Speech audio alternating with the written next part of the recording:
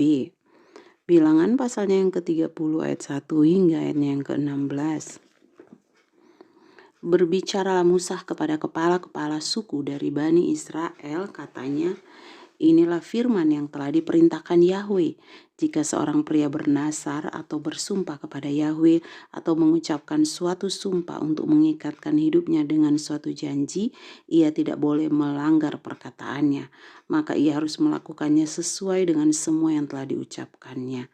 Ketika seorang wanita bernasar kepada Yahweh, lalu mengikat suatu ikatan di rumah ayahnya dan dalam masa mudanya, ayahnya mendengar nasarnya dan janji yang telah mengikat jiwanya, dan ayahnya diam saja kepadanya, maka seluruh nasarnya itu akan berlaku. Maka setiap ikatan yang mengikat dirinya akan berlaku. Namun jika ayahnya menghentikan pada waktu ia mendengarnya, maka semua nasar dan ikatan yang mengikat dirinya tidak akan berlaku.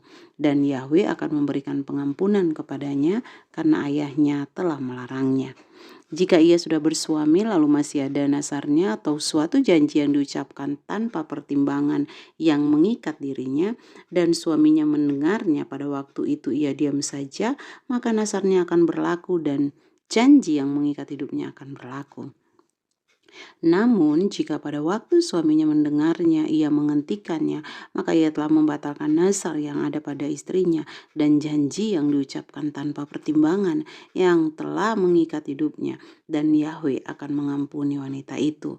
Tetapi setiap nasar seorang janda atau seorang wanita yang diceraikan, semua yang telah mengikat dirinya akan tetap berlaku atasnya. Jika ia bernasar di rumah suaminya atau mengikatkan hidupnya pada suatu ikatan dengan sumpah, lalu suaminya mendengarnya, ia diam saja kepadanya dan tidak menghentikannya, maka seluruh nasarnya akan berlaku dan setiap ikatan yang mengikat dirinya akan berlaku. Namun jika suaminya sungguh-sungguh membatalkannya pada waktu itu ia mendengarnya, maka semua yang keluar dari bibirnya sebagai nasar atau janji tidak berlaku. Suaminya telah membatalkannya dan Yahweh mengampuninya. Setiap nasar dari setiap sumpah dan janji untuk merendahkan diri, suaminya dapat memberlakukannya atau suaminya dapat membatalkannya. Tetapi jika suaminya sama sekali mendiamkannya dari hari ke hari, maka ia menyatakan berlaku semua nasar istrinya atau semua janji yang ada atas istrinya.